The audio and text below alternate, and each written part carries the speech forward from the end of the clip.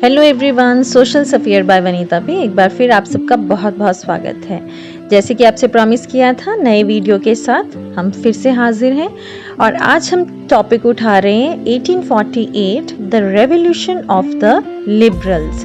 बिना time waste किए चलिए जल्दी स्टार्ट करते हैं। हमने अपना लास्ट लेक्चर में एक्सप्लेनेशन दी थी कि फ्रांस में फरवरी 1848 का रेवोल्यूशन या थर्ड फ्रेंच रेवोल्यूशन जो है हुई, और साथ ही एंड करते हुए मैंने आपसे कहा था कि ऐसा हो नहीं सकता अकॉर्डिंग टू मेटरनिक कि अगर फ्रांस स्नीजेस तो rest of the Europe will not get the cold. तो देखिए कोल्ड तो फैल गया अब यूरोप में। अब क्या हुआ कि यूरोप में एक छोटे छोटे सेगमेंट्स जो थे उनका झगड़ा शुरू हो गया, उनके रिवॉल्ट्स शुरू हो गए। तो रिवॉल्ट्स कौन कर रहे थे? पुअर कर रहे थे, क्योंकि इन लोगों को जो अनएम्प्लॉयमेंट थी, स्टारवेशन का इशू था, फूड का इशू था, फिर पिजेंट्री क्लास थी वो भी रिवॉल्ट कर रही थी, वर्कर्स थे वो सेगमेंट भी रिवॉल्ट कर रहा था। अब ये सब तो रिवॉल्ट कर रहे थे, इनकी अपनी अपनी प्रॉब्लम्स थी कि राजा जो है वो इनके इश्यूज़ को रिजॉल्व नहीं कर पा रहा। हमने लास्ट वीडियो में जब हंगर और हार्डशिप की बात की थी तभी तो लुइस जो आपका फिलिप था वो रिमूव हो गया, लेकिन इसके साथ साथ एक और अवेकनिंग आ चुकी थी और एक सेगमेंट जो था जो रेवोल्यूशन कर रहा था वो था educated middle class. Educated middle class जो है वो भी एक अपना रिवॉल्ट शुरू कर चुका था, लेकिन उसका रिवॉल्ट इन चीज़ों के लिए नहीं था।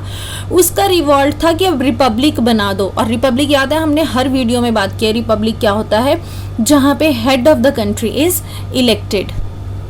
इनको अवेकनिंग आ गई थी क्योंकि इन्होंने बुक्स पढ़ ली थी, ये ट्रेवल कर रहे थे, एक जगह से दूसरी जगह जा रहे थे, कुछ ट्रेडर्स थे, कुछ मर्चेंट्स थे। तो यूरोप में हर जगह जो मिडिल क्लास थी, जो न्यू मिडिल क्लास इमर्ज हुई थी, वो लोग जो है रिपब्लिक बनाने के लिए कंट्री की बात करना शुरू हो गए।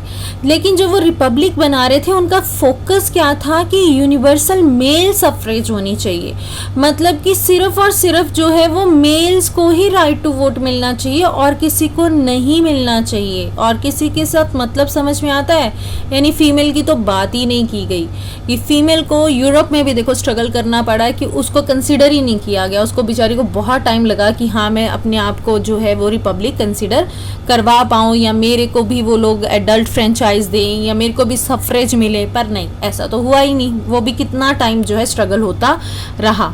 और अभी तक यूरोप में इंडिपेंडेंट नेशन स्टेट्स नहीं है, मतलब जैसे एक इंडिया इस टाइम इंडिपेंडेंट नेशन स्टेट है, ऐसा कुछ नहीं है जिसको हम अभी तक वो कुछ भी आपका एग्जिस्ट नहीं करता। ना जर्मनी, ना इटली, ना पोलैंड, ऑस्ट्रिया, हंगरी, कहीं कुछ भी आपका एग्जिस्ट नहीं करता है। लेकिन अब जो ये मेन और वुमेन थे, वुमेन ने पार्ट तो लिया ना कभी तो बनना ही है, और जब तक अपने लिए आवाज़ नहीं उठाएंगे तब तक हम इस सफ्रेज का पार्ट नहीं बन सकते, पॉलिटिक्स का पार्ट नहीं बन सकते। तो पूरे यूरोप में जो मेन और वुमेन थे उन्होंने डिमांड करना शुरू कर दिया कॉन्स्टिट्यूशनलिज्म का, मतलब कि देश जो है वो किसी राजा की इच्छा के अनुसार नहीं चलेगा, अकॉर्डिंग टू देयर विशेस या विल नहीं चलेगा। देश को चलाने के लिए कॉन्स्टिट्यूशन होना चाहिए, एक बुक होनी चाहिए जिस पे लिखा होना चाहिए कि हाँ जी ये रूल्स आप फॉलो करोगे, और इवन राजा भी उसको रूल्स को मानेगा। सेकेंड डिमांड जो इन लोगों ने शुरू की थी, इनकी फर्स्ट डिमांड थी, और जो सेकेंड डिमांड ये लोग कर रहे थे वो बात कर रहा था नेशनल यूनिफिकेशन की, यानी कि अब एक देश बन जाना चाहिए जहां लोग कॉमन लैंग्वेज बोल रहे हैं, जिनके अपने कॉमन एथिक्स हैं, कल्चर है, ट्रेडिशन है, उन लोगों को एक साथ हो जाना चाहिए। जहां जहां राजाओं का पहले दिल करता था नेक्स्ट के अपने साथ मिला लिया, वो सिस्टम नहीं होना चाहिए। अगर हमारा कोई भाई बंधु अगर हमसे अलग हो गया, नेक्स्ट होके किसी और जगह चला गया, किसी और राजा के नीचे, उसे वापस हमारे साथ मिला दिया जाए। और मिडिल क्लास ने क्या किया, एडवांटेज लिया इस चीज़ का। किस चीज़ का? क्योंकि देखो पुअर भी ऑलरेडी इनसे डिससेटिस्फाइड थे, फिर अनएम्प्लॉयमेंट थी बहुत ज़्यादा, स्टारवेशन थी पीजेंट्स में, वर्किंग क्लास थी, तो ऑलरेडी इन लोगों में किसी तरह से डिसएडवांटेज तो था, उसका इन लोगों ने फ़ायदा उठाया और इनकी डिमांड्स को और पुश करना शुरू कर दिया कि हाँ इनको लगेगा कि अब जब मिडिल क्लास अगर रिपब्लिक बनती है या कोई सरकार लेके आती है तो इनकी डिमांड्स को पूरा होगा। तो इसीलिए इन लोगों ने उनकी डिमांड्स को भी शुरू कर दिया पूरा करना, या उनकी डिमांड्स को रेज करना, ताकि क्रिएशन हो सके नेशन स्टेट्स की। किस बेसिस पे? पार्लियामेंट्री बेसिस पे। अगर मैं पार्लियामेंट्री बेसिस की बात कर रही हूँ तो देखो उसमें कॉन्स्टिट्यूशन आएगा, आपको फ्रीडम मिलेगी। तो ये देखो यहाँ लिखा भी हुआ, अगर हम पार्लियामेंट्री प्रिंसिपल्स की बात करते हैं तो वो कौन से प्रिंसिपल है? एक तो कॉन्स्टिट्यूशन बना दो भाई, राजा की मर्जी से नहीं कुछ भी चलेगा। देन फ्रीडम ऑफ प्रेस होनी चाहिए, क्योंकि राजा तो अपने अगेंस्ट किसी को कुछ लिखने नहीं देता था, उठा के जेल में डाल देता कि चल भाग जा जेल में, चल तूने मेरे खिलाफ लिख कैसे दिया। और फ्रीडम ऑफ एसोसिएशन, और राजा ने एसोसिएशन लगाने पे, यूनियंस बनाने पे बैन लगाया हुआ था, क्योंकि अगर एसोसिएशंस बन जाएंगी तो जो राजा है उसकी जो राज्य है या उसका एम्पायर है उसको तो अपने आप चैलेंज हो जाएगा। तो इन लोगों ने गरीबों का, अनएम्प्लॉयड का, पीजेंट्री क्लास का, वर्कर्स का, उन सब का जो ना खुश थे ना वो राजा के रूल से, उसका फायदा उठाया। अब ये तो बात हुई हमारी यूरोप की। तो अब हम चलते हैं जर्मन रीजन में। तो अब हमने यूनिफिकेशन भी तो करनी है ना, स्टेट्स भी तो बनानी है ना, कब तक हम लोग यही लड़ाइयाँ पढ़ते रहेंगे। तो चलो यूनिफिकेशन करने के लिए एटलीस्ट फाउंडेशन स्टोन तो रखें। तो अब जर्मनी में क्या हुआ कि बहुत सारी पॉलिटिकल एसोसिएशंस जो हैं वो बनना शुरू हो गई। अब जब पॉलिटिकल एसोसिएशंस बन रही थी, उनको कौन बना रहा था? जर्मनी में स्टार्टिंग कैसे हुई इस रिवॉल्ट की? पॉलिटिकल एसोसिएशन बनी, और एसोसिएशंस कौन बना रहा था? Middle class.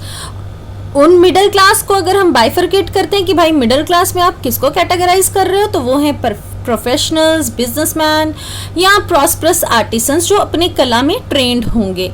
तो ये सारे के सारे कहाँ आ गए? इसके मेन सिटी फ्रैंकफर्ट में आ गए, और यहाँ आके इन्होंने डिसाइड किया कि ये ऑल जर्मन नेशनल असेंबली बनाएंगे।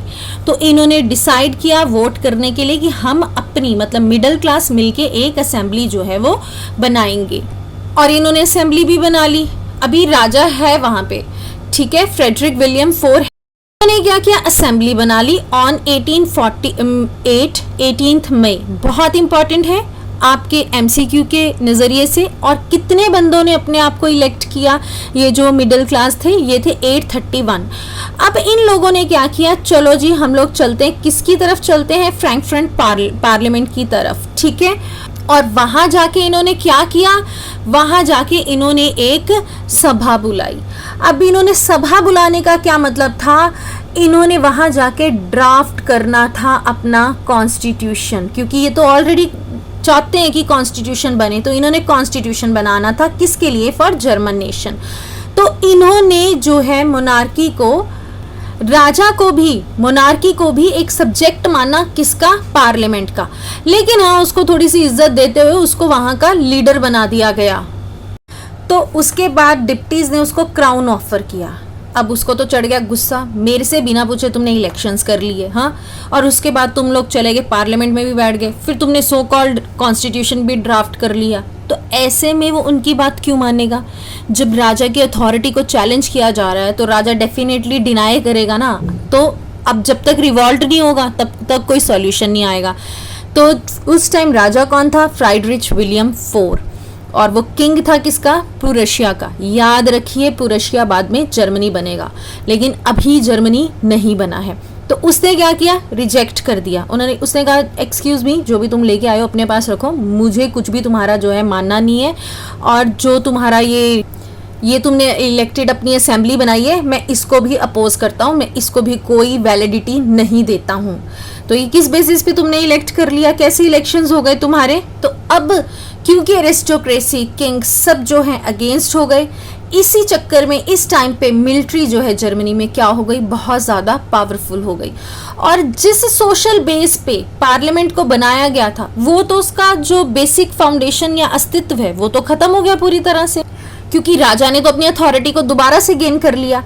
और ये जो मिडिल क्लास आए थे इन्होंने इलेक्शन किसके बेसिस पे अपना उस टाइम कंटेस्ट किया था? याद हो तो पुअर पीपल के लिए इन्होंने डिमांड्स को रेज करा था, वर्कर्स की डिमांड्स को रेज करा था, है ना, और अनएम्प्लॉयड पीपल की डिमांड्स को रेज किया था। इसके अलावा उन्होंने, है ना, इन सब की डिमांड्स को रेज किया था, तभी तो इलेक्शन कंटेस्ट हुए। तो उन बेचारों को लगा कि उनकी प्रॉब्लम सॉल्व करेंगे। तो क्योंकि राजा और मिलिट्री फिर से दोबारा स्ट्रांग हो गए, तो उस कारण से इन लोगों ने इस सारी क्लास का, जिनका सपोर्ट लेके वो इलेक्ट हुए थे, उन सब का सपोर्ट जो है दे लॉस्ट देयर सपोर्ट। उनका जो विश्वास है वो खो चुके थे, क्योंकि उनको पता लग गया था कि यार ये एम ही बोल रहे हैं, हमारी कोई डिमांड पूरी नहीं करेंगे ये। क्लियर? और फिर बाद में हुआ क्या, ये जो सो कॉल्ड लोग जाके असेंबली में बैठे थे मिडिल क्लास, तो इनको अब वहाँ से बाहर निकालना, तो जो बड़े मज़े से अपना कॉन्स्टिट्यूशन लेके गए थे, तो राजा ने क्या किया, अपनी असेंबली में मिलिट्री भेजी, मिलिट्री ने इनको असेंबली से बाहर निकाला और इनको बैन कर दिया कि भाई हम तुमको नहीं मानते। तो एक तरह से ये समझिए कि एक वहाँ पे रेवोल्यूशन स्टार्ट हुई, एक सीड सो हो गया, लेकिन उसको सप्रेस कर दिया गया। तो कोई बात नहीं, एक बार में थोड़ी ना कोई अपनी अथॉरिटी को गिव अप कर देगा, इट टेक्स टाइम। और दूसरी चीज जो इन्होंने सबसे बड़ी गलती की, क्योंकि इन्होंने जब राइट टू वोट दिया तो वुमेन को तो इन्होंने देखा ही नहीं, बीच में उसको तो कंसीडर ही नहीं किया।